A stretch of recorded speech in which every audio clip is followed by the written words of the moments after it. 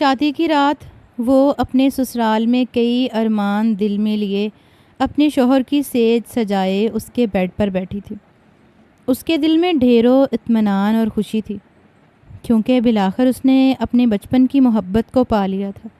وہ جو اس کے بچپن کا منگیتر تھا، آج بالآخر وہ اس کی بیوی بن کر اس کی سیج سجائے بیٹھی تھی۔ وہ دونوں ایک دوسرے سے بے تحاشا محبت کرتے تھے، اور آج اس محبت کو ایک خوبصورت بندھن میں باندھ دیا گیا تھا۔ اب ان کا رشتہ سراسر جائز تھا۔ وہ کھل کر ایک دوسرے سے اپنی محبت کا اظہار کر سکتے تھے، اور یہی سوچ اس کے اندر گدگدانے والے خیالات پیدا کر رہی تھی۔ اس کا بس نہیں چل رہا تھا کہ اس کا شوہر جلدی سے کمرے میں آئے اور وہ اس کے ساتھ لپٹ جائے، اپنی محبت کا اظہار کرے، وہ محبت جو کب سے اپنے سینے میں چھپا کر بیٹھی تھی۔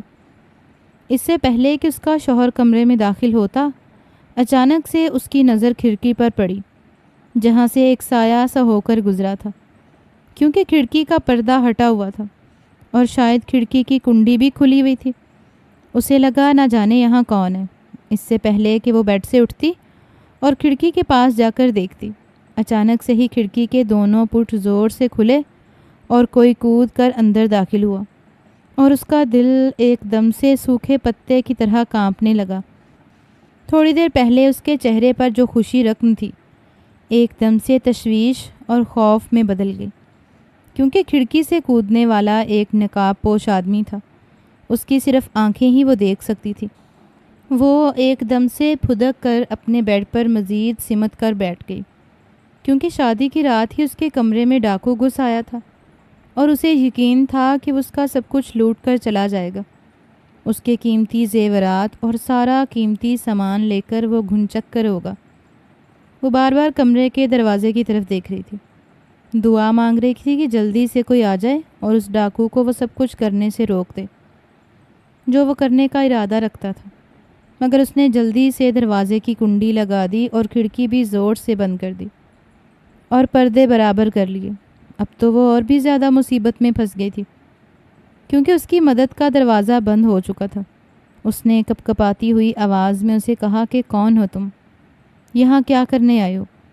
دیکھو میرے قریب مت آنا، آج میری شادی کی رات ہے، میری زندگی برباد مت کرنا۔ مگر وہ آہستہ آہستہ قدموں سے چلنے لگا۔ وہ اس کے ارادے اچھی طرح سے بھانپ گئی تھی کہ وہ اس کے ساتھ کرنا کیا چاہ رہا ہے۔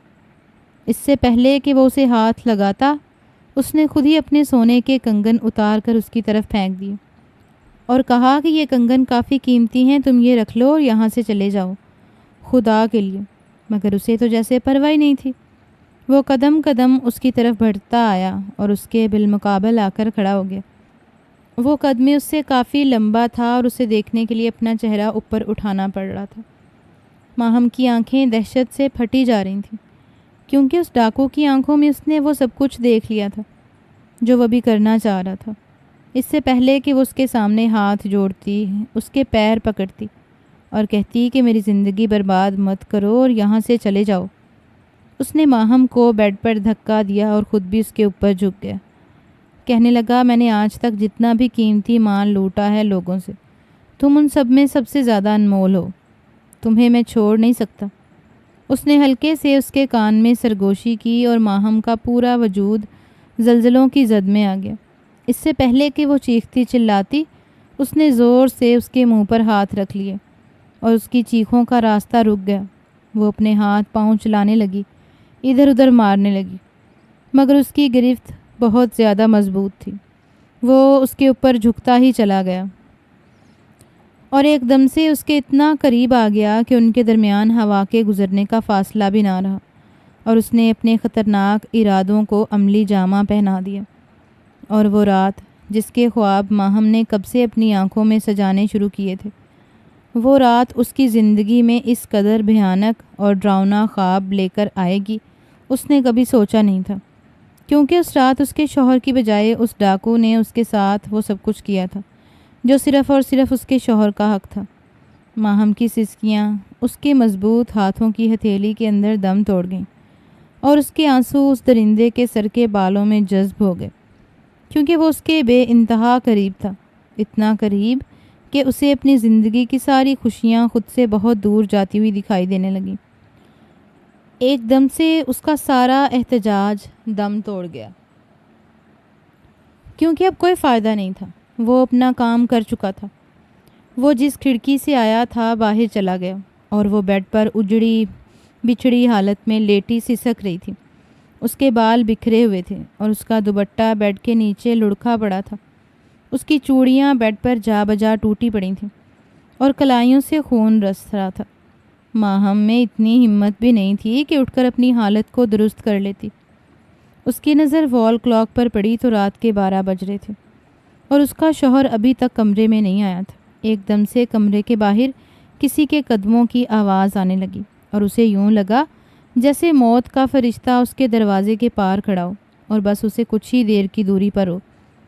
جیسے ہی دروازہ کھلا، سامنے ماہم کا شوہر کھڑا تھا، اور آج پہلی بار ماہم نے اس کی آنکھوں میں بجائے محبت کے اپنے لیے بیزاری اور نفرت دیکھی تھی۔ اسے لگا شاید وہ ان نظروں کو سہ نہیں پائے گی، اس لیے اپنی آنکھیں زور سے بند کر لیں۔ اس کے سامنے بالکل اندھیرا چھا گیا تھا جس نے اس کی پوری زندگی کو اپنی لپیٹ میں لے لیا تھا، کیونکہ وہ جانتی تھی کہ اب اس کا شوہر اس کے ساتھ کیا کرنے والا ہے۔ اور وہ اس کے قریب آیا اور اس سے حارث اس کی زندگی میں کسی تازہ ہوا کے جھونکے کی طرح کا تھا، ایک ایسی کھڑکی کی طرح جسے کھول کر وہ کچھ دیر کے لیے اپنی زندگی کی حبس کو دور کر سکتی تھی۔ وہ اس کی زندگی کی واحد خوشی اور اس کے دل کی تسکین تھا۔ اس کی سنگت میں اسے لگتا تھا کہ وہ اس دنیا کی سب سے خوش قسمت ترین لڑکی ہے، اور وہ اپنے سارے غم ایک دم سے بھول جاتی تھی۔ اپنی ساری پریشانیاں اس کے پہلو میں بیٹھ کر ہوا میں زائل کر دیتی تھی، اور اس کے چہرے پر محبت کا ہر رنگ مسکراہٹ بن کر سج جاتا تھا۔ حارث اس کا بیسٹ فرینڈ تھا، اس کے بچپن کا منگیتر، اور اس کی محبت، جس سے محبت کرنا ماہم کی گھٹی میں ہی شامل کر کے پلا دیا گیا تھا، کیونکہ جب سے اس نے شعور کی دہلیز پر قدم رکھا تھا یہی سنا تھا کہ حارث اس کا ہونے والا ہمسفر ہے۔ حارث اس کا تایازاد کزن ہے۔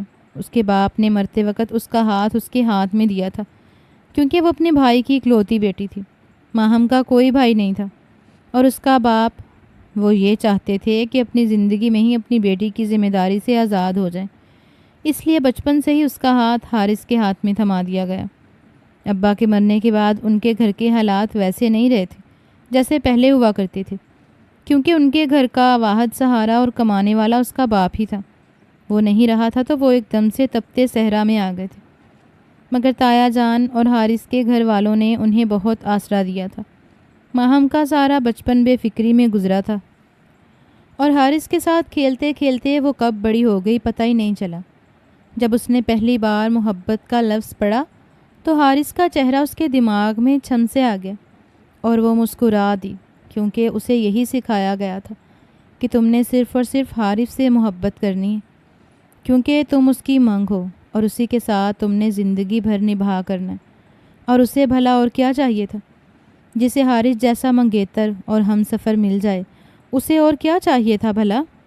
ماہم کے ابا ایک اسکول میں کلرک ہوا کرتے تھے، اور انہی کی پینشن سے ان کا گھر چل رہا تھا، مگر اس کے تایا یعنی حارث کے بابا کا شہر کے بیچوں بیچ ایک جنرل سٹور تھا۔ وہ ان سے زیادہ آسودہ حال تھے۔ دیکھتے ہی دیکھتے ان کا جنرل سٹور اس قدر چلنے لگا کہ وہ دن دگنی رات چگنی ترقی کرنے لگے اور امیر سے امیر ہوتے گئے۔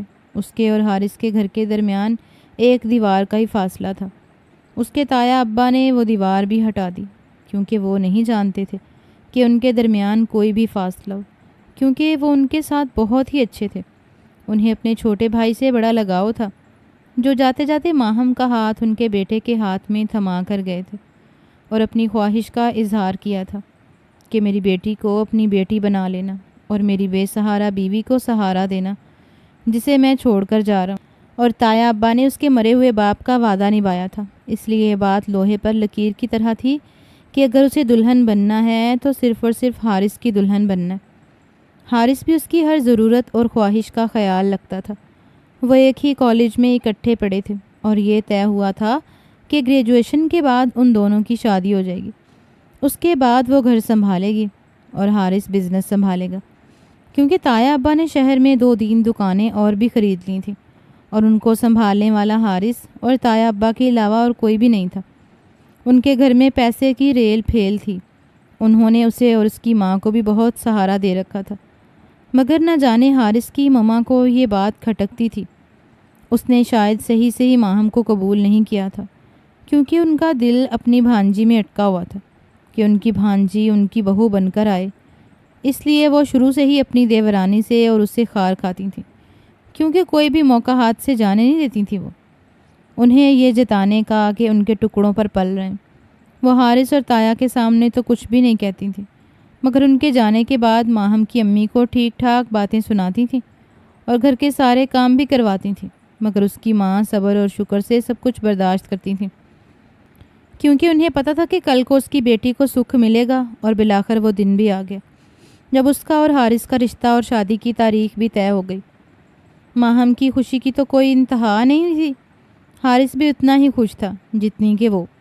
ان دونوں نے اپنی منگنی کا کبھی بھی ناجائز فائدہ نہیں اٹھایا تھا اور کبھی بھی ایک دوسرے سے ناجائز تعلق نہیں بنایا تھا، بلکہ وہ یہی چاہتی تھیں کہ حارث کو اپنی زندگی میں شامل کرنے کے بعد ہی اس پر اپنا حق جتائے گی اور اس سے اس کے سارے حقوق وصول کرے گی۔ اور آج بالآخر وہ سارے حق وصول کرنے کی رات تھی، یعنی کہ اس کی شادی کی رات تھی۔ اس کی ساس اس شادی سے بالکل بھی خوش نہیں تھی، مگر پھر بھی تایا کے سامنے ان کی ذرا نہیں چلتی تھی، اور ویسے بھی حارث صرف اسی سے محبت کرتا تھا، اس لیے وہ بے بس تھی، اور بالآخر انہیں بھی اسے اپنی بہو قبول کرنا پڑا تھا۔ اور وہ آج بے انتہا خوش تھی، دلہن بنی بیٹھی اپنے حارث کا انتظار کر رہی تھی، اس کے لیے بے قرار ہوئے جا رہی تھی۔ مگر شادی کی رات ہی ان کے ساتھ اتنا بڑا حادثہ پیش آ جائے گا، ہم نے کبھی سوچا بھی نہیں تھا کہ اس کی زندگی ایک پل میں برباد ہو کر رہ جائے گی۔ اور وہ حارث، اس کی محبت پر اسے مان تھا، یقین تھا، اور اسے لگتا تھا کہ حارث کی محبت اس کے لیے تپتے صحرا میں ایک ٹھنڈی پھوار جیسی ہے، اور اس کی محبت اس پر کھلنے والی تھی، اور اسے اس بات کا اندازہ ہونے والا تھا کہ وہ سب کچھ ایک فریب کے سوا کچھ نہ تھا، کیونکہ مرد کبھی بھی ایسی عورت کو برداشت نہیں کرتا اور اپنی زندگی میں شامل نہیں کرتا جو کسی کی برتی ہوئی عورت ہو۔ وہ شاید جھوٹے برتن میں کھانا کھانا تو گوارا کر سکتا ہے، مگر اپنی زندگی میں شامل ہونے والی عورت کو اگر کوئی اور چکھ جائے تو یہ بات اس سے برداشت نہیں ہوتی، اس کی غیرت پہ گوارا نہیں کرتی۔ اور آج حارث کا پردہ بھی اس پر فاش ہونے والا تھا۔ اس سے پہلے کہ کمرے کا دروازہ کھلتا اور اس کا دلہا اندر داخل ہوتا، اچانک ہی کھڑکی کے دروازے کھلے اور دلہے کی جگہ ڈاکو اندر آ گیا تھا، اور اس کا پورا جسم کانپ کر رہ گیا تھا، کیونکہ کھڑکی سے کودنے والا وہ شخص اس کی آنکھوں سے اس کے سارے سپنے اور ارمان لے کر اپنے ساتھ چلا گیا تھا۔ وہ آیا تو اس کا سامان اور زیور لوٹنے تھا، مگر اسے ہی لوٹ کر چلا گیا تھا۔ وہ اس کے قریب آیا اور کہنے لگا، آج تک ایسا حسین مال کبھی نہیں دیکھا، تمہیں تو لوٹ کر بہت مزہ آئے گا۔ آج تیرے شوہر کی بجائے میں تمہارے ساتھ سہاگ رات مناؤں گا۔ اور وہ تو اس کی بات سن کر دھنگ رہ گئی تھی، اس نے اسے کوئی معافی نہیں دی تھی اور اس کی عزت خراب کر کے اسے کھڑکی سے باہر گیا تھا۔ مگر حیرت کی بات تو یہ تھی کہ اس نے اس کی دوسری کسی بھی چیز کو ہاتھ نہیں لگایا تھا، اس کا زیور بھی ویسے کا ویسے پڑا تھا، حالانکہ اس کا زیور کافی قیمتی تھا، مگر جا بجا فرش پر بکھرا پڑا تھا۔ اور وہ سسکیوں سے رو رہی تھی کہ اچانک کمرے کا دروازہ کھلا اور اس کا دلہا اندر داخل ہوا۔ اس نے جب اس کی یہ حالت دیکھی تو ایک دم سے سکتے میں رہ گیا۔ ماہم اس کی آنکھوں میں اپنے لیے پہلی بار بیگانگی اور بیزاری دیکھ رہی تھی۔ وہ بیڈ پر کسی اجڑی حالت میں لیٹی ہوئی تھی، اس کے بال بکھرے ہوئے تھے اور اس کا لباس جگہ جگہ سے پھٹا ہوا تھا، جو چیخ چیخ کر اس کی حالت کی گواہی دے رہا تھا کہ اس کے ساتھ ابھی کیا ہوا ہے۔ حارث قدم قدم چلتا اس کے قریب آیا، وہ بالکل سکتے میں تھا۔ اس نے تو یہی سوچا ہوگا کہ اس کی دلہن اس کا گھونگھٹ میں انتظار کر رہی ہوگی اور میں جا کر اس کا گھونگھٹ اٹھاؤں گا اور پورے حق کے ساتھ ان کے ساتھ پیار جتاؤں گا۔ مگر دروازہ کھلنے کے بعد والے منظر نے جیسے اس کی ساری سوچ پر پانی پھیر دیا تھا۔ وہ ہراساں نظروں سے اسے دیکھ رہی تھی، اور وہ اسے عجیب نظروں سے، ایسی نظریں جس میں بیگانگی اور لا تعلقی ہوتی ہے، صفاقی ہوتی ہے۔ وہ ایک دم سے بیڈ سے اٹھ کر بیٹھ گئی، اس کا پورا جسم درد سے چور ہو رہا تھا، مگر اس نے اپنی ہمت جمع کی کہ وہ اس کے قریب آیا اور کہنے لگا کہ ماہم، تمہارے ساتھ یہ سب کچھ کس نے کیا؟ اور وہ زاروں قطار رونے لگی، ایک دم سے اس کے سینے سے لپٹ گئی اس نے کہا کہ میں لٹ گئی، برباد ہو گئی۔ کسی نے مجھے آ کر برباد کر دیا۔ وہ کوئی چور ڈاکو تھا جو شاید میرا سامان لوٹنے آیا تھا، مگر مجھے ہی لوٹ کر چلا گیا۔ وہ تو اپنا درد حارث کے کندھے پر سر رکھے اس سے بانٹ رہی تھی، مگر اس نے ایک دم سے اسے پیچھے جھٹکا دیا جیسے وہ چھوت کی مریضہ ہو، اور وہ بالکل حیران نظروں سے اسے دیکھ رہی تھی، کیونکہ اسے لگا تھا کہ وہ اس کا درد بانٹے گا، اسے تسلی دے گا، اس کے زخم پر مرہم رکھے گا۔ مگر وہ ایک مرد تھا جس کی بیوی اور جس کے گھر کی عزت ایک لمحوں میں رون دی گئی ہو۔ وہ ایک غیرت مند مرد تھا اور اپنی آنکھوں میں ڈھیر ساری بے اعتنائی لیے اسے ہی دیکھ رہا تھا، مگر وہ پھر سے اس کے قریب گئی تاکہ اسے خود سے دور نہ جانے دے، مگر وہ تو پہلے ہی جا چکا تھا۔ ماہم نے اس کا ہاتھ تھاما تو وہ بالکل سر تھا، بالکل اس کے لہجے کی طرح۔ کہنے لگا کہ آئی ایم سوری ماہم، تم تو اچھی طرح سے جانتی ہو نا کہ میں اپنی پسندیدہ چیز میں ذرا سا بھی نقص برداشت نہیں کر سکتا۔ اگر اس میں ذرا سا بھی خرابی پیدا ہو جائے تو میں اسے پھینک دیتا ہوں۔ تم میرے مزاج سے اچھی طرح سے واقف ہو، اور میں نے تمہیں ٹوٹ کر چاہا تھا۔ تم نے میری سب سے زیادہ پسندیدہ چیز تھی، تم سے تو مجھے عشق تھا، مگر تم خود ہی سوچو کہ میں ایک کنوارا مرد ہوں، اور آج تک کسی دوسری لڑکی کو میں نے ویسی نظروں سے نہیں دیکھا۔ کیا مجھے ایک ایسی لڑکی کو اپنانا چاہیے جو اپنی عزت گنوا چکی ہو، جو کنواری نہ رہی ہو؟ اس کے الفاظ تھے یا کیا؟ ماہم کو یوں لگا جیسے اسے کوئی کوڑے مار رہے اور اس کی روح کو چھلنی کر رہے۔ اس کی آنکھوں کے اندر آنسو جم کر رہ گئے تھے۔ حارث کی صفاکی پر انہوں نے بہنے سے بھی انکار کر دیا تھا۔ وہ کسی ٹرانس کی کیفیت میں اس کے قریب آئی، اسے دونوں کندھوں سے تھام لیا، کہا کہ حارث، یہ تم کیا کہہ رہے ہو؟ تم مجھ سے محبت کرتے ہو نا؟ پھر تو تمہیں مجھے سمجھنا چاہیے میں کس قدر اذیت میں مبتلا ہوں، مجھے کتنی تکلیف ہو رہی ہے۔ تم مرہم رکھنے کی بجائے مجھ سے اس طرح کی باتیں کر رہے ہو، تم مذاق کر رہے ہو نا؟ کہنے لگا مذاق تو میرے ساتھ ہوا ہے، اور بہت ہی بڑا مذاق ہوا ہے۔ نہ جانے وہ کون تھا، شاید تمہارا کوئی جاننے والا ہوگا، تمہارا آشنا جو مجھ سے شادی ہونے پر بدلے کی آگ میں تمہاری عزت خراب کر کے چلا گیا۔ اور وہ ایک دم سے حیران رہ گئی۔ اس نے کہا ایسا کچھ بھی نہیں ہے حارث، میں تو اسے جانتی تک نہیں تھی کہ وہ کون تھا، کہاں سے آیا تھا، اور کیوں مجھے ایک ہی پل میں برباد کر کے چلا گیا۔ اب اس کی آنکھیں، منہ زور بارش کی طرح برسنے لگیں، کیونکہ اس کا شوق دکھ میں بدل چکا تھا، ایسا دکھ جس پر مرہم لگانے والا ہی منہ موڑ کر بیٹھا تھا۔ ماہم نے اس کا چہرہ اپنے دونوں ہاتھوں سے تھام لیا اور کہا کہ میں نے ہمیشہ تم سے محبت کی ہے حارث، میری زندگی میں کوئی اور نہیں ہے، مجھ سے قسم لے لو، تم تو مجھے جانتے ہو نا؟ مگر اس کی آنکھوں میں اس قدر اجنبیت تھی کہ اسے لگا شاید وہ اسے پہچانتا ہی نہیں۔ اس نے زور سے اس کے ہاتھ جھٹک دیے، کہنے لگا کہ تمہیں سمجھ کیوں نہیں آ رہی، ایک عورت کی واحد قیمتی چیز اس کی عزت ہوتی ہے، اگر وہی کوئی روند کر چلا جائے تو اس کے پاس بچتا ہی کیا ہے؟ تمہارے پاس بھی اب کچھ بھی نہیں بچا، اس لیے میں تمہیں اپنے ساتھ نہیں رکھ سکتا۔ آئی ایم سوری، مگر تم اب میرے قابل نہیں رہی، اس لیے میں تمہیں طلاق۔ حارث کے الفاظ ابھی منہ میں ہی تھے کہ ماہم نے زور سے اس کے ہونٹوں پر اپنی انگلیاں رکھ لیں، منت کرنے لگی، کیونکہ وہ محبوب سے شوہر بن چکا تھا، ایسا شوہر جو اپنی بیوی میں ذرا سا عیب بھی برداشت نہیں کر سکتا تھا۔ اس کی بچپن کی محبت ذرا سا داغ لگنے پر میلی ہو چکی تھی، اور وہ بجائے اس کی میل اتارنے کے اسے ہی اپنے جسم سے کھروچ کر اتارنا چاہ رہا تھا۔ اس نے کہا حارث، کیا تمہاری محبت اس قدر کمزور تھی کہ ذرا سا داغ لگنے پر میلی ہو گئی؟ تم نے تو مجھ سے وعدے کیے تھے، ساتھ نبھانے کی قسمیں کھائی تھیں، اور آج تو ہماری محبت کے وصل کی رات تھی، ہمارے ملن کی رات تھی۔ کہنے لگا وہ رات اب گزر چکی، اب حقیقت کو فیس کرنے کا وقت ہے، اور حقیقت یہی ہے کہ میں کسی بھی صورت تمہیں قبول نہیں کر سکتا، اس لیے میں تمہیں طلاق دیتا ہوں۔ اس نے کھڑے کھڑے اسے 3 طلاقیں دے دیں۔ وہ اس قدر ظالم ہوگا وہ جان ہی نہ سکی تھی۔ اس نے تو اس ڈاکو سے بڑھ کر اس کے ساتھ ظلم کیا تھا، کیونکہ اس ڈاکو نے تو صرف ایک بار اس کی عزت خراب کی تھی، مگر حارث نے اس کی پوری زندگی برباد کر کے رکھ دی تھی۔ وہ ایک دم حیران سی نظروں سے اسے دیکھ رہی تھی، یوں جیسے اسے اپنے کانوں پر یقین نہیں آیا ہو۔ وہ کان جنہوں نے حارث کا اظہار محبت سے سنا تھا، اب وہی کان اس سے اس محبت کے خاتمے کا اعلان سن رہے تھے۔ وہ ایک ہی پل میں پرایا ہو گیا تھا۔ یہ کہتے ساتھ ہی وہ کمرے سے نکلنے لگا تو وہ اس کے پاؤں میں پڑ گئی، حالانکہ وہ جانتی تھی کہ اب وہ واپس کبھی نہیں آئے گا، مگر پھر بھی وہ ایک کوشش کرنا چاہتی تھی، ایک اور ذلت سراہنا چاہتی تھی۔ اس نے کہا، حارث میں کہاں جاؤں گی؟ میرے ساتھ ایسا مت کرو، کم سے کم مجھے انسان تو سمجھو۔ میری بیٹی سنے گی تو مر جائے گی۔ کہ اس کی بیٹی ایک ہی رات میں اجڑ گئی۔ وہ تو اپنی آنکھوں میں آج خواب سجا کر سوئی تھی، اپنے کندھوں پر اسے بوجھ ہٹا کر سوئی تھی۔ اس کی بیٹی کا فرض پورا ہو گیا۔ خدا کے لیے میرے ساتھ یہ سب مت کرو، میں بن باپ کی بچی ہوں، کہاں جاؤں گی؟ مجھ پر کچھ تو رحم کرو۔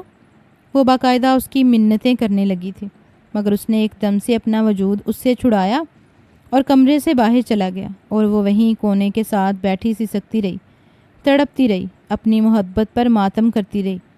بڑا مان تھا اسے اپنی محبت پر، جو کہ ایک ہی لمحے میں چکنا چور ہو گیا تھا۔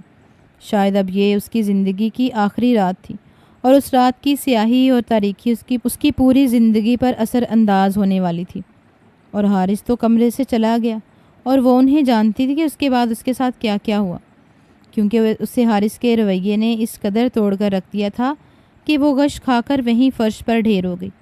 جب اس کی آنکھ کھلی تو میں ہاسپٹل میں تھی۔ اس کی ماں اس کے سراہنے کے ساتھ بیٹھی اس کا ہاتھ سہلا رہی تھی۔ اسے تو حیرت ہو رہی تھی اپنی ماں کے حوصلے پر، کیونکہ اسے لگا تھا کہ وہ اپنی بیٹی کو اس حالت میں دیکھ کر زندہ نہیں رہ پائے گی، مگر شاید وہ بھی اس کی طرح ڈھیٹ تھی، کیونکہ وہ نہیں مری تھی، اور وہ بھی ابھی زندہ تھی۔ آنکھوں کی ویرانی دیکھ کر لب کانپ کر رہ گئے۔ انہوں نے بے اختیار اپنے دل پر ہاتھ رکھ لیا۔ کہنے لگی، میرے بچی، تیرے ساتھ کیا ہوا؟ ایک ہی رات میں تو صدیوں کی بیمار لگنے لگی ہے۔ میری ماں زاروں قطار روئے جا رہی تھی، اور اس کے آنسو رک چکے تھے، شاید اب کبھی نہیں بہیں گے، کیونکہ آنسو بہنے کے لیے آپ کے سینے میں دل کا ہونا ضروری ہے، اور دل تو اس کا حارث کے قدموں تلے کچلا جا چکا تھا۔ اپنی موت آپ مر گیا تھا، اس لیے اسے لگا وہ نہ ساری زندگی مسکرا سکے گی اور نہ ہی رو سکے گی۔ اس کی ماں کہنے لگی کہ اب ہم کہاں جائیں گے؟ ان لوگوں نے ایک ہی رات میں آنکھیں ماتھے پر رکھ لیں۔ پہلے تو حارث کی ماں ہی ہماری دشمن تھی، مگر اب تو اس کا باپ اور حارث بھی دشمنی پر اتر آئے، اور وہ کسی صورت بھی ہمیں نہیں دیکھنا چاہتے۔ میں نے تو ان کی بہت منتیں کی ہیں، پیر پکڑے ہیں کہ میری بیٹی کو یوں مت چھوڑو، وہ مر جائے گی، مگر نہ جانے وہ اس قدر ظالم کیسے بن گیا۔ میری بیٹی سے کرنے والے ظلم کا بدلہ لینے کی بجائے خود ہی ظلم کرنے پر اتر آیا۔ اماں بھی اسی کی طرح بے یقین تھیں۔ انہوں نے اس کے ہاتھ پر ہاتھ رکھ لیا اور دوبارہ سے پھوٹ پھوٹ کر رونے لگیں، کیونکہ ان دونوں ماں بیٹی کے نصیب میں اب ساری زندگی رونا ہی تو لکھا تھا۔ اور ہاسپٹل سے ڈسچارج ہونے کے بعد جب وہ گھر آئیں تو ان کا سامان گٹھڑی کی صورت میں گھر کے ایک کونے میں پڑا تھا۔ یہ اشارہ تھا کہ اب وہ اس گھر میں مزید نہ رہیں تو اچھا تھا۔ ان سے ان کا گھر بھی چھینا جا رہا تھا، کیونکہ وہ انہیں اپنے قریب بھی برداشت نہیں کر سکتے تھے۔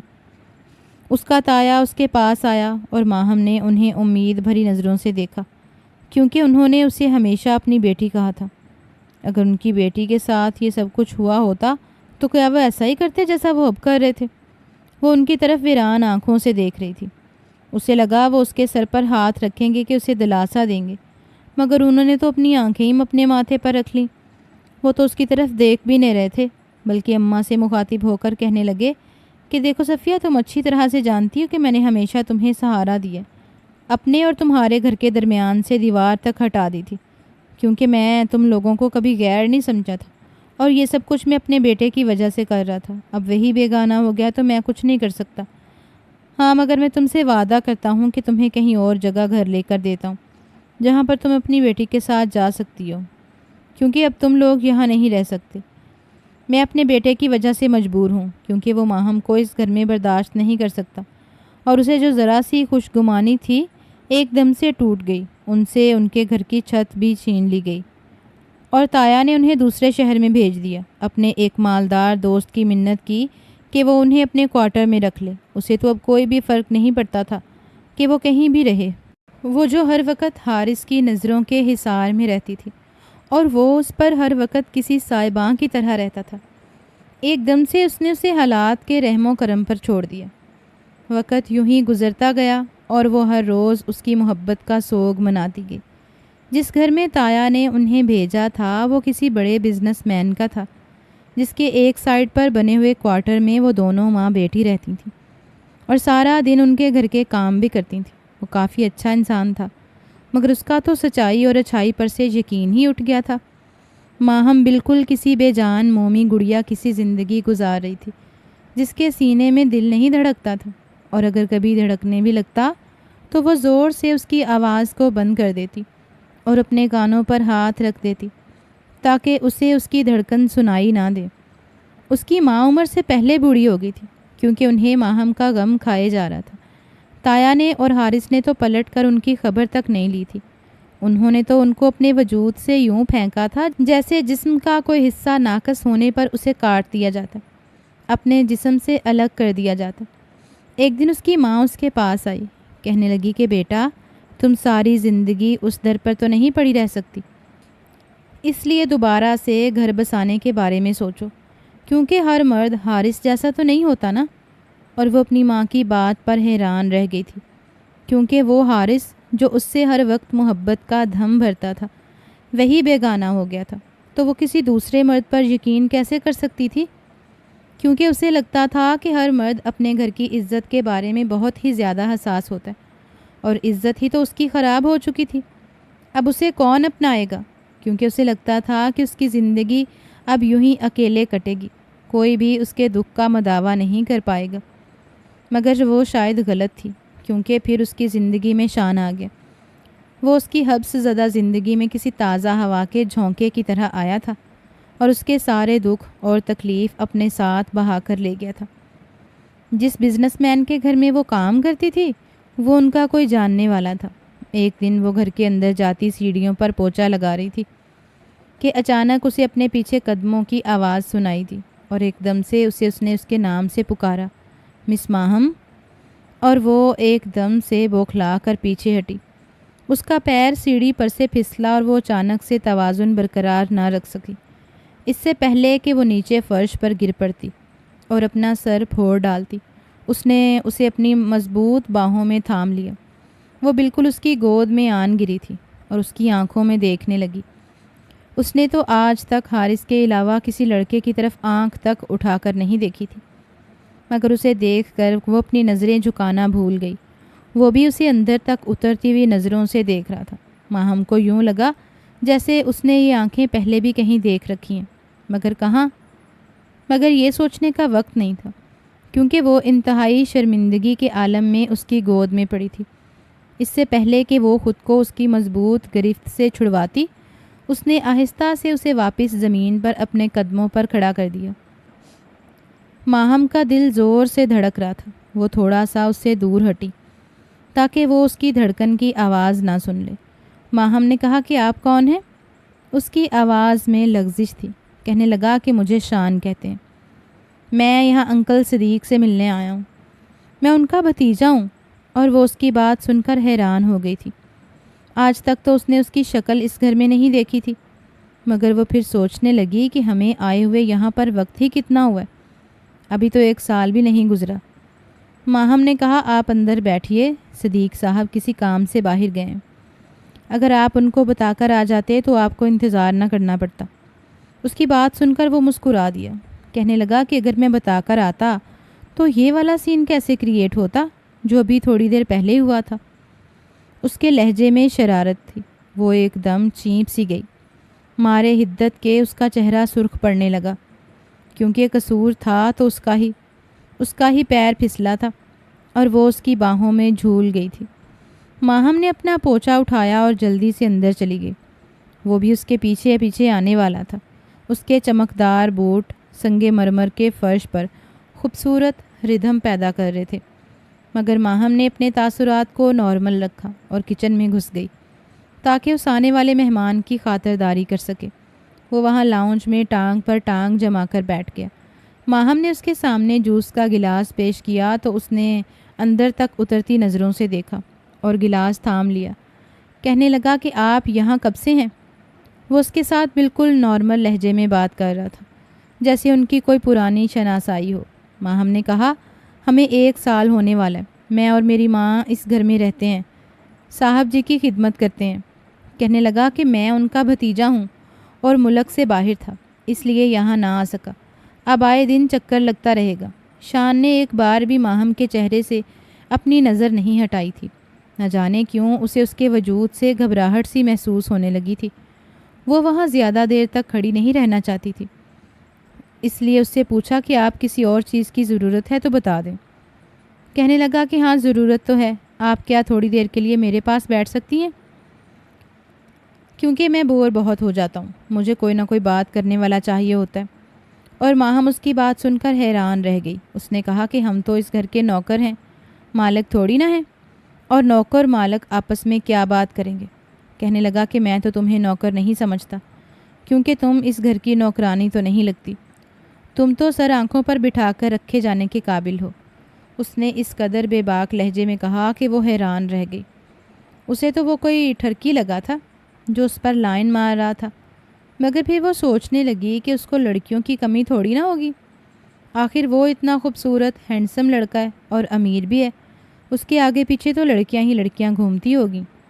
کہنے لگا کہ تمہیں کون سی مجبوری ہے یہ سب کچھ کرنے پر اکسا رہی ہے؟ آخر مجھے بھی تو پتہ چلے، کیونکہ تم ویسی لگتی نہیں ہو جیسی نظر آتی ہو، یوں لگ رہا ہے جیسے تم حالات کی ستائی ہوئی ہو اور سر چھپانے کے لیے جگہ ڈھونڈ رہی تھی۔ ماہم کو حیرت ہو رہی تھی کہ وہ اس کے بارے میں کس قدر حقیقت بیانی سے کام لے رہا تھا۔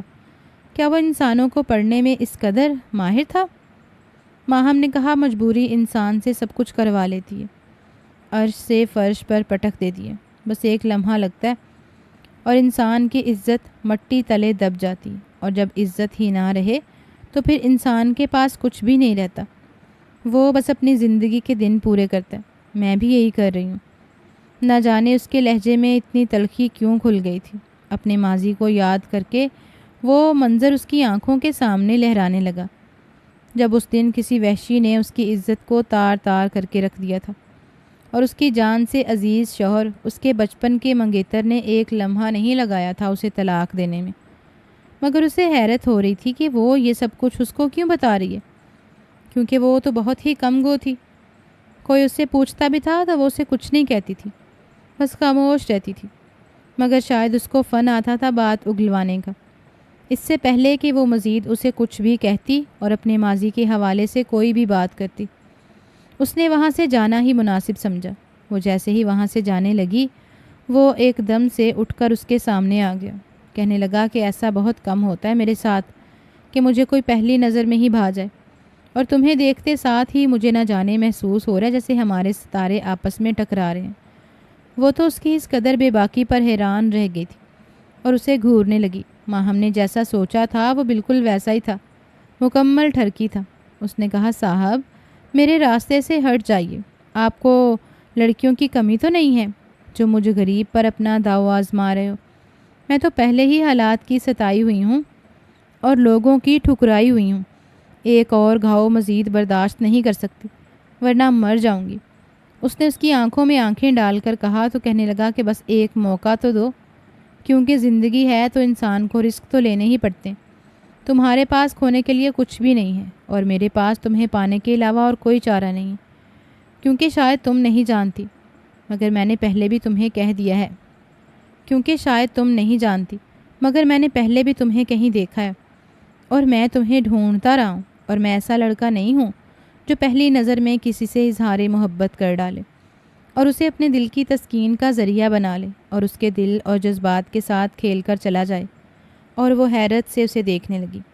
ماہم نے کہا کہ آپ نے مجھے کہاں دیکھا ہے؟ کیونکہ مجھے بھی آپ دیکھے بھالے سے لگ رہے ہیں، خاص طور پر آپ کی آنکھیں۔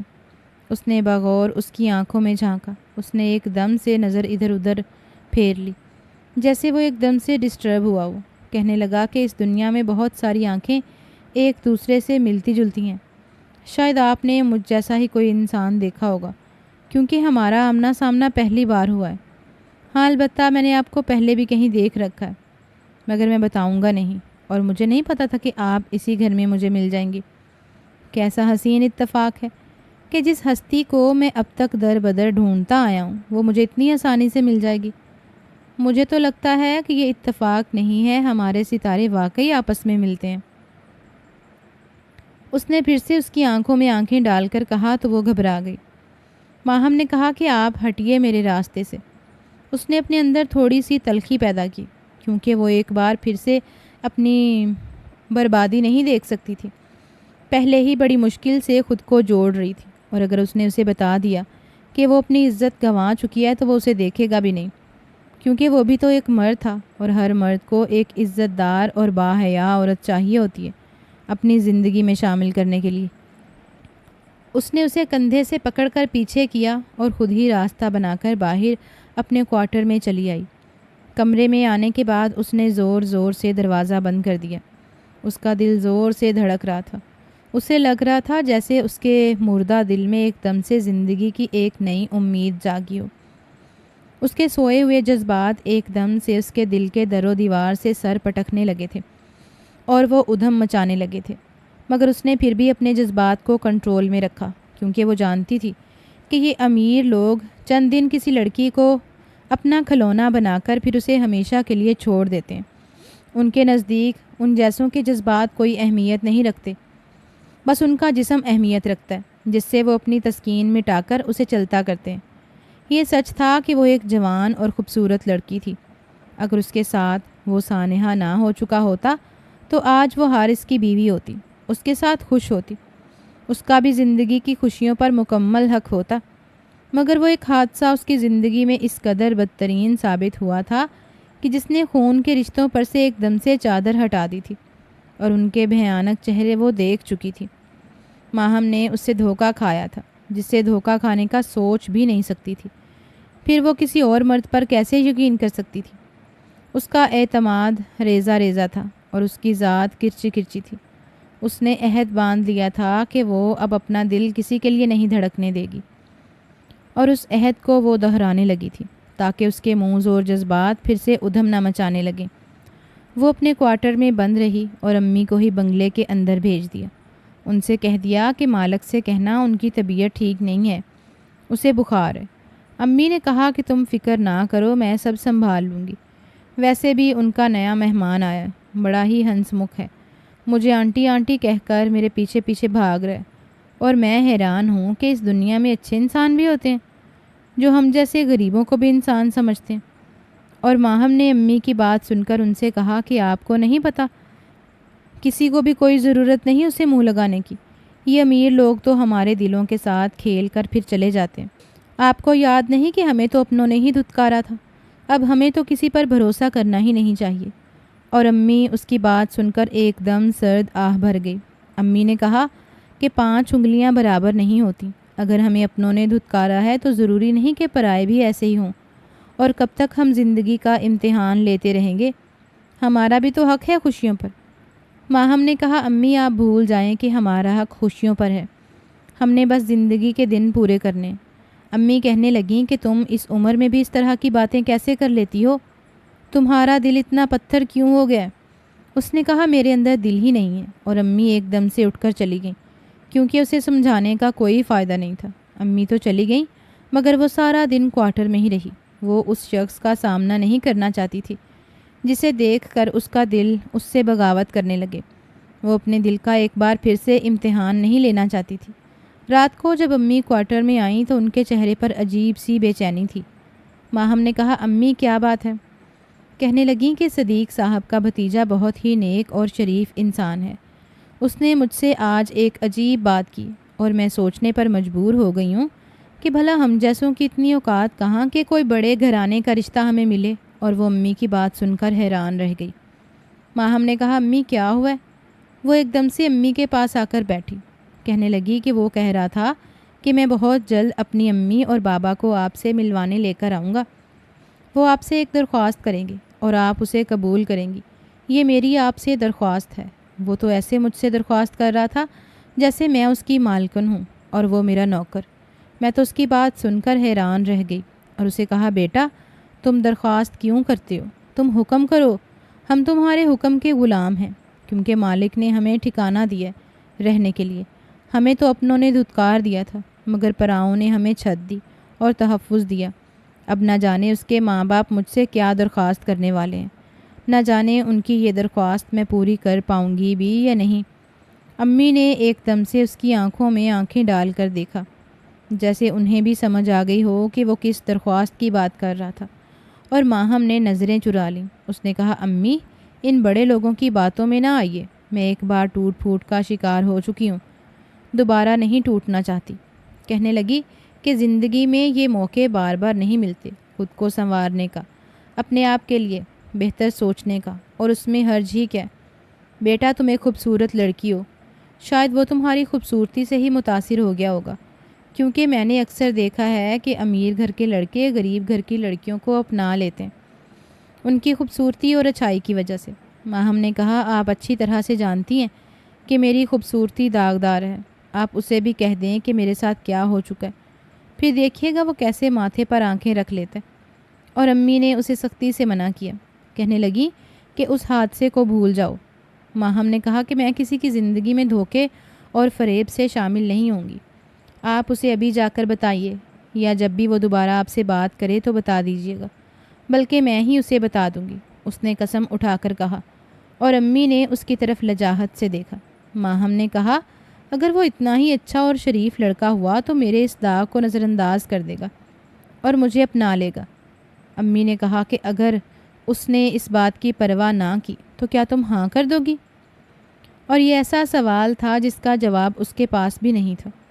اس نے کہا کہ اول تو وہ مجھے اپنائے گا ہی نہیں، اور اگر اس نے حامی بھر بھی لی تو میں آپ سے وعدہ کرتی ہوں کہ میں اس کی درخواست مان لوں گی اور آپ کی ساری فکریں دور ہو جائیں گی۔ اور امی کے چہرے پر سوچ کی لکیریں مزید واضح ہونے لگیں، جیسے انہیں خود بھی یقین نہیں تھا۔ اگلی صبح جب وہ کچن میں کام کر رہی تھیں تو وہ اس کے پیچھے پیچھے چلتا آیا۔ اس نے ٹراؤزر کی جیبوں میں اپنے ہاتھ ڈال رکھے تھے اور اس کا جسم پسینے سے بھیگا ہوا تھا، سانس بھی چڑھا ہوا تھا، جیسے وہ جاگنگ کر کے آیا ہو۔ کہنے لگا کہ ایک گلاس پانی ملے گا؟ ماہم نے خاموشی سے اسے دیکھا اور فریج میں سے بوتل نکال کر اسے پکڑا دی، اور وہ بوتل منہ سے لگا کر گھٹا گھٹ پینے لگا۔ جو بھی تھا اس شخص کی طرف دیکھتا اس کے لیے مشکل تھا، وہ اپنے آپ کو اس قدر آزمائش میں نہیں ڈال سکتی تھی۔ وہ اتنا وجیحہ اور خوبصورت تھا، بھلا اس جیسی داغدار لڑکی کو کہاں اپنائے گا؟ اس سے پہلے کہ وہ کچن سے نکلتی اس نے ماہم کا ہاتھ تھام لیا اور اسے اپنے سامنے کھڑا کیا۔ وہ تو یوں اس پر حق جتا رہا تھا جیسے اس پر سارے حق رکھتا ہو۔ ماہم نے کہا یہ کیا بدتمیزی ہے؟ کہنے لگا کہ بدتمیزی نہیں، تم سے بات کرنا چاہتا ہوں۔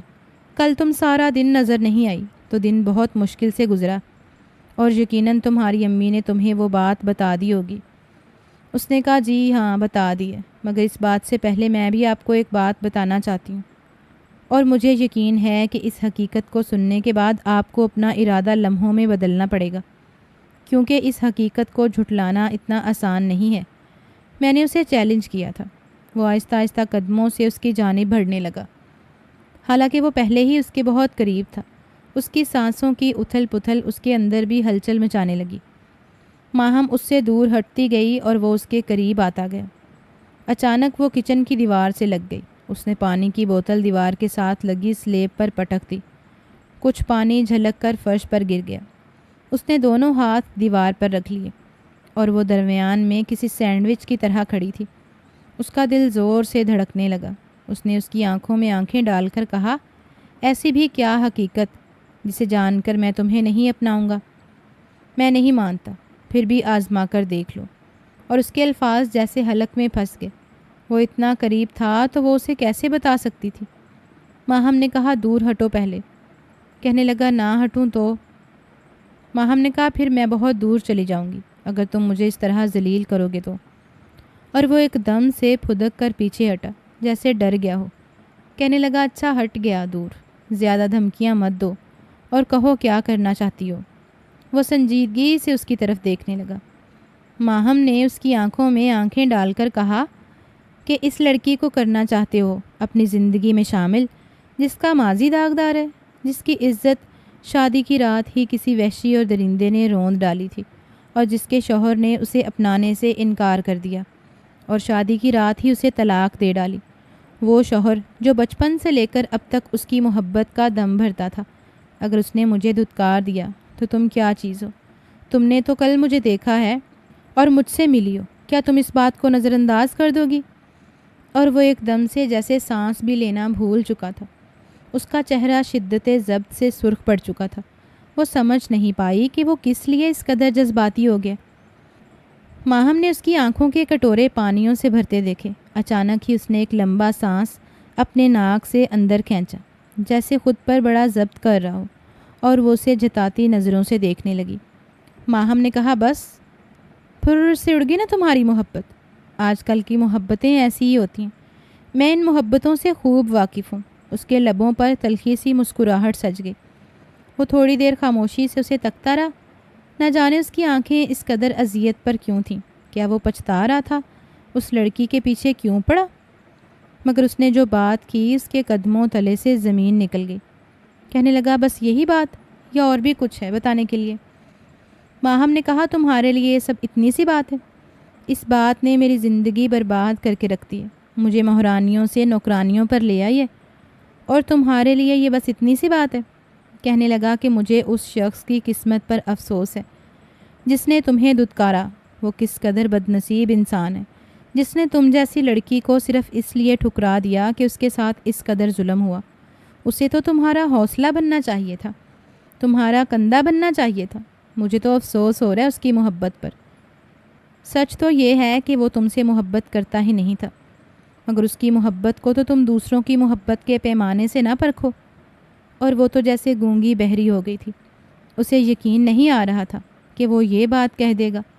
ماہم نے پھر بھی تسلی لی۔ اس نے کہا، کیا تم مجھے اپنا لو گے اس داغ کے ساتھ؟ کہنے لگا، ہاں، کیونکہ اس میں تمہارا کوئی قصور نہیں تھا، اور جن کا قصور تھا انہوں نے سزا بھگت لی ہے۔ وہ نہ جانے کسی ٹرانس میں آ کر یہ بات بول رہا تھا۔ اسے سمجھ نہیں آ رہی تھی کہ وہ اسے کیا جواب دے۔ اس کی اگلی بات نے اسے مزید چونکا دیا۔ کہنے لگا کہ کیا تم اپنے ماضی کو بھول نہیں سکتی؟ کہنے لگا، کیا تم اپنے ماضی کو بھول نہیں سکتی؟ کیا ان لوگوں کو معاف نہیں کر سکتی جنہوں نے تمہارے ساتھ یہ سب کچھ کیا؟ کیونکہ معاف کرنے سے انسان کے اپنے غم ہلکے ہو جاتے ہیں، ان پر مرہم خود بخود لگ جاتا ہے۔ کیا پتہ وہ اپنے اپنے عذاب میں جل رہے ہوں یا جل چکے ہوں۔ کیا خبر حقیقت وہ نہ ہو جو تم سمجھتی ہو۔ اور اسے تو اس کی پہیلیوں والی باتوں کی سمجھ نہیں آ رہی تھی، مگر اس نے کہا کہ میں کون ہوتی ہوں انہیں معاف کرنے والی؟ اس نے مجھ سے معافی مانگی کب تھی؟ اس بھیڑیے کو تو میں نے اس دن کے بعد کہیں نہیں دیکھا جو ایک ہی پل میں میری خوشیاں برباد کر کے کھڑکی سے کود کر چلا گیا۔ وہ پھر سے اپنے ماضی کو یاد کر رہی تھی، اور اس نے اس کے لبوں پر انگلی رکھ کے پھر سے اس کے ماضی کو خاموش کروا دیا۔ کہنے لگا کہ میں نے تم سے ایک ریکویسٹ کی ہے کہ تم اس واقعہ کو بھول جاؤ۔ ایک نئی زندگی کی شروعات کے بارے میں سوچو جو تمہارے سامنے کھڑی ہے۔ میں تمہیں اس قدر پیار دوں گا کہ تم اپنے ماضی کو بھول جاؤ گی۔ تمہارے ہر گھاؤ بھرنے لگیں گے۔ کیا تم یہ موقع مجھے دو گی؟ اور وہ اس کی بات سن کر جیسے چپ ہو گئی تھی، مگر اس کا دل پہلے ہی ایجاب و قبول کر چکا تھا، کیونکہ وہ واقعی اپنی زندگی کو ایک موقع دینا چاہتی تھی۔ وہ اس سے خود کو چھڑوا کر باہر کی طرف بھاگ گئی اور اپنے کوارٹر میں چلی گئی۔ اس کا دل زور سے دھڑک رہا تھا۔ وہ اب مزید اس کا سامنا نہیں کر سکتی تھی۔ وہ جب اس کے قریب آتا تھا اس کا احساس اس قدر شدید ہوتا تھا کہ ماہم کانپنے لگتی تھی، اور یوں دیکھتے ہی دیکھتے ان دونوں نے ایک دوسرے کے ساتھ جینے مرنے کی قسمیں کھا لیں۔ ماہم کو تو یقین نہیں آ رہا تھا کہ چند دن پہلے اس کی زندگی میں آنے والا یہ شخص اس کی زندگی کا مفہوم بن جائے گا، اس کی پوری زندگی کا محور بن جائے گا، جس کے ارد گرد وہ گھومنے لگی تھی اور رقص کرنے لگے گی۔ اس نے واقعی اس کی زندگی کو جنت بنا دیا تھا۔ وہ یہ سوچ رہی تھی کہ خوشیوں پر اس کا اب کوئی حق نہیں رہا۔ وہ کتنی غلط تھی۔ شان نے اسے اس قدر پیار دیا تھا کہ اس کے گھاؤ بھرنے لگے تھے۔ ماہم اور اس کی ماں اس کے بنگلے میں آ گئی تھیں۔ وہ اپنے باپ کا اکلوتا بیٹا تھا، اور اس کا باپ اس کے مالک کے ساتھ بزنس پارٹنر تھا۔ وہ دونوں بہت ہی بڑے بزنس مین تھے، اور شان ہی اس بزنس کو سنبھالنے والا تھا۔ وہ اس قدر اس کے بارے میں حساس تھا کہ جب تک گھر میں رہتا اسے اپنی نظروں کے حصار میں رکھتا تھا۔ اس کے آگے پیچھے منڈلاتا رہتا تھا جیسے اسے کوئی خطرہ ہو۔ اگر ذرا سا بھی ماہم اس سے روٹھ جاتی تو اپنی بہت ضروری میٹنگ چھوڑ کر اسے منانے کے لیے آ جاتا۔ وہ اس کی سنگت میں بالکل بچوں جیسی ہو گئی تھی۔ ذرا ذرا سی بات پر ضد کرنے لگتی تھی، اکڑنے لگتی تھی، شوخی ہو جاتی تھی، اور وہ اس کی ساری خوشیاں اور شرارتیں پوری کرتا تھا، مگر ہر رات اس سے وعدہ لیتا تھا کہ کبھی بھی میری وضاحت سنے بغیر مجھے نہیں چھوڑو گی، اور وہ اس کی بات سن کر حیران رہ جاتی تھی۔ ماہم نے کہا، چھوڑنے کی بات کیوں کر رہے ہو؟ ابھی تو ہم ایک ہوئے ہیں۔ کہنے لگا کہ میں بھی نہیں چاہتا کہ تم مجھے کبھی چھوڑ دو، میں مر جاؤں گا، مگر اگر کبھی زندگی میں ایسا موڑ آئے تو مجھے ایک وضاحت کا موقع ضرور دینا، کیونکہ میں تم سے بہت محبت کرتا ہوں۔ کیا تم اس محبت کے صدقے میری ساری غلطیاں معاف کر دو گی؟ اس نے کہا تم نے ابھی کوئی غلطی کی ہی نہیں ہے۔ کہنے لگا کہ شاید کبھی کوئی کر بیٹھا ہوں تو معاف کر دینا، اور وہ مسکرا دیتی تھی اور اسے خود سے ہٹا دیتی تھی۔ شادی کے پہلے 3 مہینے وہ اسے بہت سارے ملکوں کی سیر کروا چکا تھا۔ اسے ٹریولنگ کا بہت شوق تھا اور اسے بھی اس کے شوق پسند تھے۔ ماہم کو لگا تھا کہ زندگی میں اب ساری تکلیفوں سے چھٹکارا مل گیا۔ وہ اس کی محبت میں اور اس کی سنگت میں مکمل ہو چکی تھی۔ اپنے آپ کو دنیا کی خوش قسمت ترین لڑکی سمجھنے لگی تھی، جس کی زندگی میں اب کوئی غم اور کوئی ماضی کی پرچھائی نہیں آئے گی۔ شادی کے 6 مہینے بعد اسے پہلی بار ملک سے باہر اس کے بغیر جانا تھا، کیونکہ وہ پریگننٹ تھی اور ٹریول نہیں کر سکتی تھی، ورنہ تو وہ اسے ہمیشہ اپنے ساتھ ہی رکھتا تھا۔ ایک دن کے لیے بھی وہ دور نہیں ہوئے تھے اور وہ بار بار پریشان ہو رہا تھا، کہہ رہا تھا کہ میں یہ 10 دن تمہارے بغیر کیسے رہوں گا۔ ماہم نے کہا کہ شان کیا ہو گیا؟ اب تم چھوٹے بچے تو نہیں ہو، ویسے بھی ہماری شادی کو 6 مہینے ہو گئے، تمہارا خمار ابھی بھی نہیں اتر رہا۔ کہنے لگا یہ تو ساری زندگی نہیں اترے گا۔ جاتے جاتے بھی وہ اسے ہدایت دینے سے باز نہیں آیا تھا۔ امی سے اس کی خوراک کا خاص خیال رکھنے کی تاکید کی، کیونکہ وہ اس حالت میں کھانے پینے سے بہت کتراتی تھی، بار بار جی مت لانے لگتا تھا، کچھ بھی اچھا نہیں لگتا تھا۔ اس لیے شان زبردستی اسے کھلاتا پلاتا تھا، کہتا تھا کہ اپنا نہیں تو ہمارے ہونے والے بچے کا ہی خیال کر لیا کرو، اگر وہ صحت مند نہیں ہوا تو میں تمہارے ساتھ بہت برا پیش آؤں گا، اور اسے دھمکی دیتا تھا اور اسے کھانا پڑتا تھا۔ وہ چلا گیا تو یوں لگا جیسے زندگی پھر سے اجڑ اور ویران ہو گئی ہے۔ وہ تو دن انگلیوں پر کاٹنے لگی تھی، حالانکہ اسے صرف 10 دن کے لیے ہی جانا تھا۔ وہ بار بار اسے فون کر کے اس کی خیریت کا پوچھتا رہتا تھا۔ اسے 6واں مہینہ چل رہا تھا۔ ڈاکٹر ہر ہفتے آ کر اس کا چیک اپ گھر میں ہی کر کے جاتی تھی، کیونکہ ذرا سا بھی ٹریول کرتی تو اسے چکر آنے لگتے تھے۔ شان کو بھی گئے ہوئے ہفتہ ہی ہوا تھا اور وہ اسے بے تحاشا یاد کر رہی تھی، حالانکہ ان کی روز اسکائپ پر بات ہوتی تھی۔ وہ بھی اسے بہت یاد کر رہا تھا، کہہ رہا تھا دل چاہ رہا ہے ابھی اڑ کر تمہارے پاس آ جاؤں، اور ماہم مسکرانے لگتی تھی۔ اس کے آنے کے ایک دن پہلے وہ اوپر اسٹور روم میں چلی گئی۔ وہ جب سے اس بنگلے میں آئی تھی اسٹور روم میں ایک بار بھی نہیں آئی تھی۔ اسے یہاں اپنا کچھ پرانا سامان رکھنا تھا، وہاں کافی زیادہ ڈسٹنگ تھی، بار بار اسے چھینکیں آ رہی تھیں۔ اس نے اپنا سامان بریف کیس میں ڈال کر رکھا، اور جیسے ہی پلٹنے لگی اس کی نظر ایک ایسی چیز پر پڑی کہ وہ جہاں کی تہاں رہ گئی۔ اسے لگا شاید اسے کچھ غلط فہمی ہوئی ہے، کیونکہ اتنا بڑا مذاق اس کے ساتھ نہیں ہو سکتا تھا۔ ماہم نے پلٹ کر وہ چیز اٹھائی اور اسے اپنے ہاتھوں کے درمیان الٹ پلٹ کر دیکھنے لگی۔ وہ ایک سیاہ رنگ کا ماسک تھا اور وہ اس ماسک کو اچھی طرح سے پہچانتی تھی۔ وہ کوئی عام ماسک نہیں تھا اور نہ ہی اس طرح کا ماسک اس نے کبھی دیکھا تھا، سوائے ایک شخص کے پاس، وہ شخص جس نے اس کی زندگی ایک ہی پل میں تہبالا کر کے رکھ دی تھی۔ اسے لگا جیسے اس کا سانس رک گیا۔ وہ زور زور سے کھانسنے لگی اور سانس لینے لگی۔ اس کے قدم ایک دم سے لڑکھڑائے۔ دروازے کے پاس نیچے سیڑھیاں تھیں اور وہ ان سیڑھیوں سے نیچے گرتی چلی گئی۔ اس کی آنکھوں کے سامنے گھپ اندھیرا چھانے لگا۔ اسے لگا جیسے وہ دن اس کی زندگی میں پھر سے لوٹ آیا ہو، جس دن کو وہ اپنی زندگی سے نوچ کر اتار چکی تھی، کیونکہ وہ دن کا شروعات تھا اس کی اذیت ناک زندگی کا۔ تو کیا وہ شان تھا جس نے اس کی عزت نیلام کی تھی؟ یہ آخری سوال تھا جو اس کے ذہن میں گردش کرنے لگا، اور وہ اندھیرے میں ڈوب گئی۔ وہ ماسک اب بھی اس کے ہاتھ کے درمیان تھا۔ اس کی آنکھ کھلی تو وہ ہاسپٹل کے بستر پر تھی۔ اس نے ایک دم سے اپنے پیٹ پر ہاتھ رکھا کہ کہیں اس کے بچے کو کوئی نقصان تو نہیں پہنچا۔ وہ اسے کھونا نہیں چاہتی تھی۔ اس نے ارد گرد نظر دوڑائی تو کمرے میں کوئی بھی نہیں تھا۔ اچانک ایک نرس کمرے میں آئی اور اسے ہوش میں آتا دیکھ کر خوش ہو گئی۔ کہنے لگی خدا کا شکر ہے آپ کو ہوش آ گیا، ورنہ آپ کے شوہر تو بالکل پاگل ہو چکے تھے۔ سارا ہاسپٹل انہوں نے سر پر اٹھا لیا۔ میری بیوی کو ٹھیک کرو، اسے ہوش میں لاؤ، اور ہمارے بس میں ہو تو کوئی مریض ہاسپٹل میں آئے ہی نہ۔ ویسے آپ بہت لکی ہیں کیونکہ آپ کو شان سر جیسے شوہر ملے ہیں۔ وہ ساری رات ایک ٹانگ پر کھڑے رہیں اور آپ کے جاگنے کا انتظار کرتے رہیں۔ سفر کر کے آئے ہیں، حالانکہ تھکن سے خود بھی چور تھے، مگر ان کی حالت آپ کو دیکھ کر اور بھی زیادہ غیر ہو گئی تھی۔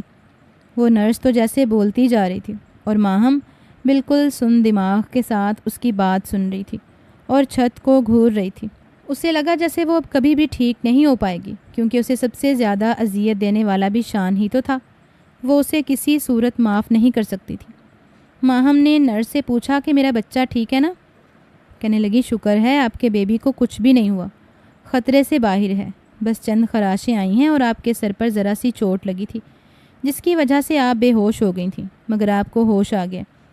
میں ابھی سر کو بتا کر آتی ہوں۔ اس سے پہلے کہ وہ کمرے سے نکلتی، شان بھی کمرے میں داخل ہو گیا۔ اس کی آنکھوں میں بے پناہ ملال اور سرخی تھی، بال بالکل بکھرے ہوئے تھے۔ اسے دیکھتے ہی ایک دم لپک کر اس کے پاس آیا، اس کا ہاتھ تھام کر چوم لیا، کہنے لگا کہ میں نے کہا تھا نا کہ اپنا خیال رکھنا ہے، مگر تم نے نہیں رکھا۔ میں تم سے بہت خفا ہوں، تم نے تو میری جان نکال دی تھی، اگر تمہیں کچھ ہو جاتا تو میں زندہ نہ رہ پاتا۔ اور وہ بالکل بے حسی سے اسے دیکھ رہی تھی، کیونکہ شاید ابھی تک وہ نہیں جانتا تھا کہ وہ اس کی حقیقت جان گئی ہے۔ اسے اب ہر وہ لمحہ یاد آنے لگا جب وہ کہا کرتا تھا کہ اپنے ماضی کو بھول جاؤ اور ان کو معاف کر دو جنہوں نے تمہارے ساتھ غلط کیا، اور میں تمہاری ساری تکلیفوں کا ازالہ کروں گا۔ اور اس میں یہ بھی کہا تھا کہ مجھے صرف ایک بار وضاحت کا موقع دینا۔ اور وہ سوچ رہی تھی کہ کیا اب کسی بھی دلیل اور وضاحت کی ضرورت ہے؟ اس نے اس کے ساتھ کتنا بڑا مذاق کیا تھا۔ کیا وہ کٹ پتلی تھی جس میں کوئی جذبات نہیں تھے؟ پہلے اس نے اسے زخم دیا اور پھر مرہم لگانے آ گیا۔ ماہم نے کہا شان، تم نے میرے ساتھ ایسا کیوں کیا؟ مجھے کیوں نہیں بتایا کہ تم نے ہی مجھے زخم دیا اور پھر مرہم لگانے آ گیا؟ ماہم نے کہا شان، تم نے میرے ساتھ ایسا کیوں کیا؟ مجھے کیوں نہیں بتایا کہ تم ہی مجھے زخم لگانے والے تھے؟ مجھے اتنا گہرا گھاؤ لگایا کہ میں سنبھل ہی نہیں پائی تھی۔ میں نے کئی بار اپنی زندگی کو ختم کرنے کی کوشش کی تھی، مگر پھر تم میرے مسیحا بن کر میری زندگی میں آ گئے، مجھے اس قدر محبت دی کہ میں اپنا ماضی بھول گئی، اور کاش میں اس اسٹور روم میں نہ جاتی تو ساری زندگی اسی غلط فہمی میں گزار دیتی، مگر شاید یہ میرے لیے اچھا ہوتا، کیونکہ آگہی کے عذاب نے تو میری جان لے لی ہے۔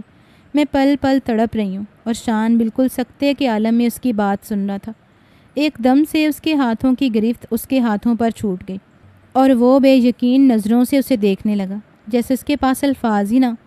وہ بھی اس کی آنکھوں میں دیکھ رہی تھی۔ وہ ہمیشہ سے ہی سوچتی تھی کہ شان کی آنکھیں بہت جانی پہچانی ہیں، اور یہی سچ تھا، مگر وہ جان ہی نہیں پائی تھی۔ وہ ایک دم سے اس کے اوپر جھکا، اپنے دونوں ہاتھوں سے اس کا چہرہ تھام لیا اور اپنے چہرے کے بالکل قریب کر لیا۔ کہنے لگا تم نے وعدہ کیا تھا نا کہ مجھے وضاحت کا ایک موقع دو گی۔ اور وہ جیسے اس کا انتظار کرنے لگی، بھلا اب کسی وضاحت کی کیا ضرورت تھی؟ مگر وہ خاموشی سے اسے دیکھتی رہی۔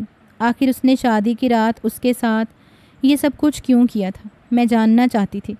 کہنے لگا کہ اس دن میں اپنے دوستوں کے ساتھ آؤٹنگ پر گیا تھا، مگر میرے دوست بہت خبیث نکلے۔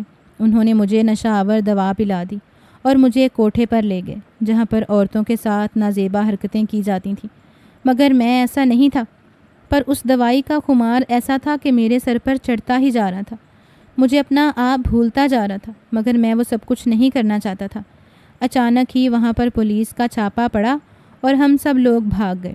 میرے دوست مجھے چھوڑ کر چلے گئے اور میں پاگلوں کی طرح ادھر ادھر بھٹکنے لگا کہ کہیں چھپ جاؤں۔ مجھے ایسا گھر نظر آیا جس کی بالکونی پر چڑھنا اتنا مشکل نہیں تھا۔ میں نے ایک چست میں چھلانگ لگائی اور بالکونی میں چلا گیا، مگر کمرے کے ساتھ ایک کھڑکی تھی جس کا پردہ ہٹا ہوا تھا۔ میں نے کھڑکی سے دیکھا تو ایک بہت ہی حسین پری میری نظروں سے ٹکرائی، اور میں اس وقت نشے کے زیر اثر تھا۔ اگر وہ نشہ میں وہاں نہ اتارتا تو شاید میں مر جاتا، کیونکہ انہوں نے مجھے ایسا نشہ پلایا تھا جو عورت کے قریب جانے کے لیے پیا جاتا ہے، تاکہ بہت دیر تک اس سے لذت حاصل کی جا سکے۔ اس سے پہلے کہ میں تڑپ تڑپ کر اپنی جان دے دیتا، میں نے کھڑکی پھلانگ کر تمہارے ساتھ سب کچھ کر دیا جو مجھے نہیں کرنا چاہیے تھا، اور جو میری تربیت مجھے اس بات کی اجازت نہیں دیتی تھی۔ مجھے اپنا نشہ اتارنا ہی تھا۔ میں اس وقت مکمل مدہوشی میں تھا، مگر پھر بھی تمہارا چہرہ میرے ذہن پر نقش ہو گیا، اور میں اسی حال میں چھوڑ کر اپنے گھر کی راہ لی۔ جب میرا خمار اترا تو مجھے بہت افسوس ہوا، اور میں اس گھر گیا تو تم وہاں سے جا چکی تھی۔ میں نے تمہیں بہت تلاش کیا، اور پھر تم مجھے چچا کے گھر میں ملی۔ سچ کہوں تو مجھے تم سے پہلی نظر میں ہی محبت ہو گئی تھی، اس لیے میں نے تم سے سچائی چھپائی، کیونکہ تم مجھے کبھی بھی قبول نہ کرتی۔ اب جو سزا چاہے تم مجھے دے دو، مگر یہ خیال رکھنا کہ مجھ سے دور جاؤ گی تو خود بھی تڑپو گی اور میں بھی مر جاؤں گا۔ میں تم سے بے انتہا محبت کرتا ہوں۔ یہ کہتے ساتھ ہی وہ پھوٹ پھوٹ کر رونے لگا اور معافی مانگنے لگا، اور ماہم بالکل ساکت اس کی وضاحت سن کر ہو گئی تھی۔ وہ ایک بچے کی ماں بننے والی تھی جس کا باپ شان تھا اور وہ گہرے ملال میں تھا، اس سے معافی مانگ رہا تھا، حالانکہ شاید اس کا قصور بھی نہ ہو، کیونکہ وہ اس طرح کے کریکٹر کا مالک نہیں تھا۔ اس نے پل پل اسے محبت دی تھی اور اسے سمجھ نہیں آ رہا تھا کہ وہ اب اس کے ساتھ کیا کرے۔ کیا اسے معاف کر دے؟ کیا ماضی کو بھول جائے، یا خود کو بھی سزا دے اور اسے بھی ہمیشہ کے لیے سزا دیتی رہے؟ کامنٹ میں اپنی رائے کا اظہار ضرور کریے گا۔